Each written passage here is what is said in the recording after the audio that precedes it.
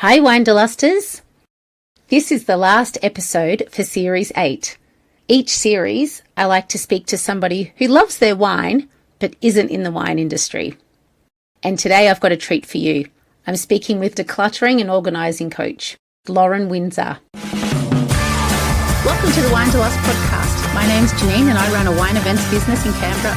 But my real passion is travel, and my bucket list is to travel to every wine region in the world. In this series, I'll be exploring some regional Aussie wine destinations. I'll give you some tips whether you're planning a romantic getaway, a girls' weekend, or you're dragging the kids along. Pour yourself a glass and let's get exploring. I'd like to begin by acknowledging the traditional owners of the land that Lauren and I live on, the Ngunnawal and Ngambri people. And my acknowledgements to their elders, past, present and emerging. In this busy world, we're all juggling. Lauren is super fun, charismatic, but she's also very pragmatic and sensible when it comes to the journey into organising our stuff. She's got tons of tips and tricks. I love speaking with her and I learn something new every single time. I loved my chat with Lauren, and I'm sure you're going to as well. Please welcome Lauren Winzar. Beautiful Friday afternoon in sunny Canberra. The wind is going and I'm with Lauren Winzar, Decluttering and Organisation Coach. Thank you for joining me, Lauren. Thank you so much for having me. It's such a beautiful day in Yass Valley. It is. So firstly, tell us all about the work that you do. Oh, that's a long story, but I won't.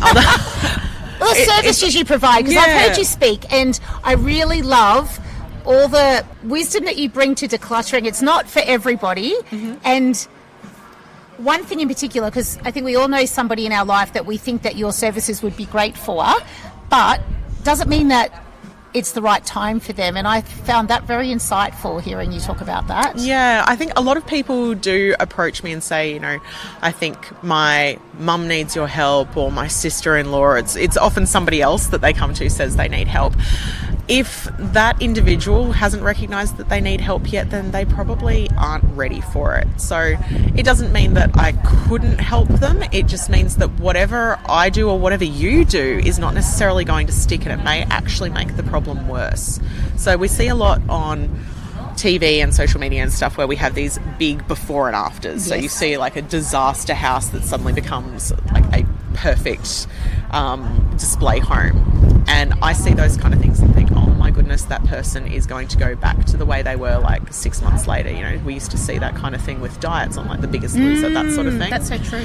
Because if you're doing such a dramatic shift, you don't have time to change your habits. That's so true, yes. And it's the habits that get us into those positions in the first place. And a lot of people who haven't come to me for their own support, they're asking for someone else. Those individuals that might be in a dire situation, if they're not willing to recognise that they're in that dire situation, they're going to be very defensive. Yes. And they're not going to be welcoming of that support and that change. So while I love hearing that there's a market for my help, I am very careful to only work with clients who are actually ready and willing on their own to make those changes, because I don't do what they do on those TV shows. There's definitely a place for those kind of organisers, but I don't just go in and, wave a magic wand and make it all beautiful. It's a lot of fun to do that. Yes. And it can be very impressive, but I'm looking for longevity. I'm looking for long-lasting effects, and that can only come from slow and steady progress and life-changing habits. That's so true. So tell us, what sort of clients do you get and who comes and sees you? And because I know that you have lots of different services. You've got a toolkit online, don't you? I do, yeah. So I try and, ironically, while I love things to be simple, I have a huge range of things that I offer because I don't believe in one size fits all. So if I came to your house, what we do in your session is going to be very different than what I did with the session I had this morning, for example. So I have clients from kids, as in I work with their parents or with the children to help them organise toy rooms and bedrooms and things, all the way up to people in their 70s, 80s, 90s, helping them move out of their family home into a retirement village. And actually I've even had clients in their retirement villages. So there's no age restriction there. I work with people of all genders. I work with single people, couples. Sometimes couples need help once they've combined houses.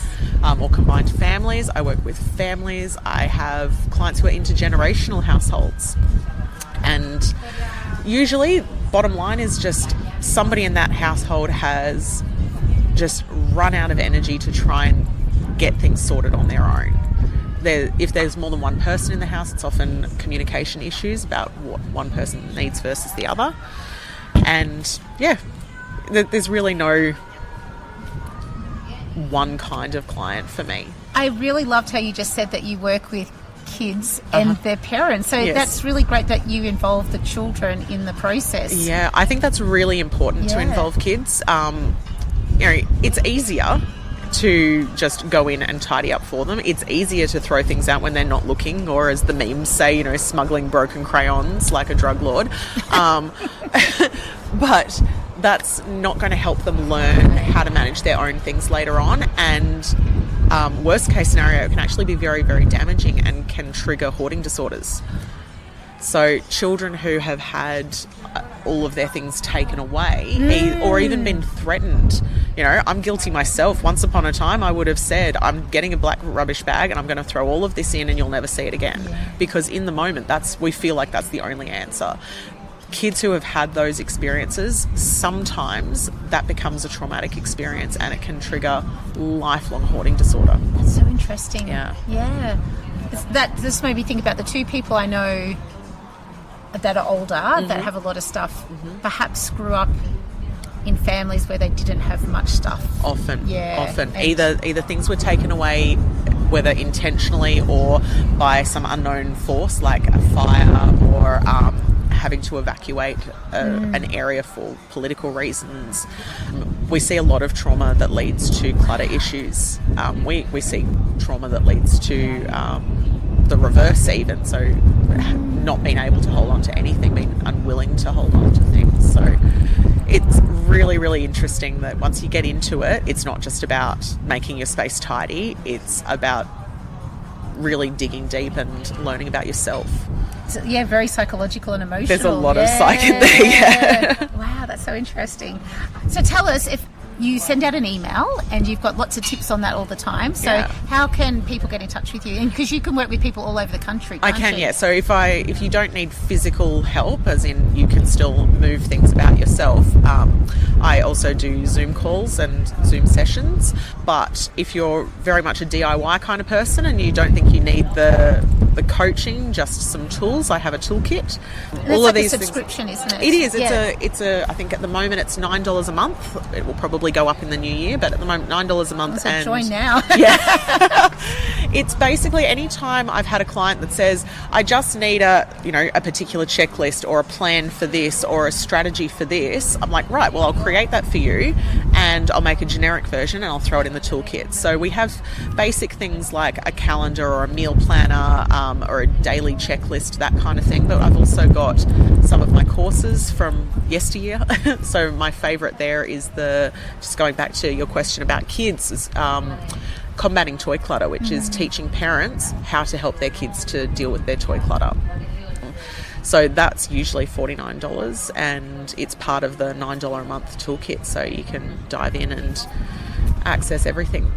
We actually, speaking of that, we did a little one about storing wine together about a year ago. Yes, that should be in there too. I'm going to double check that now. But yes, it's on my website as well. We have a beautiful interview about how to store wine, and that came up because I had a client who had all these old bottles of wine, and I'm like, I can tell you right now that wine is not okay to drink anymore. Like the cork had gone, like it was red and half the bottle had evaporated. Yes. We hold on to things. Yes. We hold on to things waiting for a special occasion, and if we don't know how to store them, that special occasion never comes. That bottle is wasted. Yeah. And that's very symbolic of a lot of our clutter. Oh, that's so sad. Thank you so much for that. And now on to wine, because we're at the beautiful Four Winds Winery in Murrumbateman in Canberra, overlooking the vines. That it's winter. It's just past winter, so they're starting to sprout little tiny buds. Yes, if we look closely enough. If you look closely. We have just had a beautiful pizza here. I know you love your wine, so tell me about some wine experience that you've loved or a region that you enjoy visiting. Oh, I knew you were going to ask me this, and it's such a hard question because I was raised in, we're not a Mediterranean family, but with a Mediterranean lifestyle, so wine was always on the table, especially at family gatherings and stuff, and good wine was always very important. So I have wine memories from very young age and from all over the world. But I was just saying to you as we were eating lunch how absolutely lucky we are to live in this region. So I live in Yass and you're in Canberra, and we are spoilt for choice. There are so many amazing wineries around here with awards and all sorts of things. But something that came to mind when you asked that was probably a year ago. I went down to Yazz Bar, which is a little wine bar in Yass. So it's walking distance from my home and a more comfortable walk after a couple of glasses. And they had a Meet the Maker, which was a Thursday night. They have local winemakers come to town and share their wares and their stories and their knowledge. And we had this beautiful experience with Celine from Eden Road Winery, which is just up the road from where we are now. And she was very generous with her information and her knowledge and her wine. And she took us through all of her wines, and she got to the Chardonnay, and I went, oh, don't, just save your wine, because I don't like Chardonnay. I've never liked Chardonnay. It's just not for me. And she said, trust me, just try it. And reluctantly and kind of with a little bit of a stamping of the feet like a teenager, I was like, okay, fine, I'll try your damn wine. And she insisted that if I didn't like it, I could have one of the other ones again, just to clear my palate. But I tried her Chardonnay, and it was amazing. It was so good. And so I have now learned that I can't just rule out a particular style. I can't just rule out a particular style. I can try anything, because you never know what you're going to like. And so that was fantastic. So. Yeah, I think that's so true when you get to, especially emerging or alternative varieties that you may not have heard of. Mm-hmm. Yeah, give everything a go, and you can always spit if you don't like it. And that's right. Yeah, there's always more wine. That's right. There is. Thank you so much for your time, Lauren. Thank you for having me. Thank you so much for listening. You can subscribe now to get each episode as they drop. You can also check out this podcast on YouTube and see pictures of the region and the people I've spoken to. Go to winedelust.com.au, that's winedelust.com.au for everything discussed today. You can also subscribe to my newsletter to hear all about my upcoming events and other news. Till next time, happy wine travels.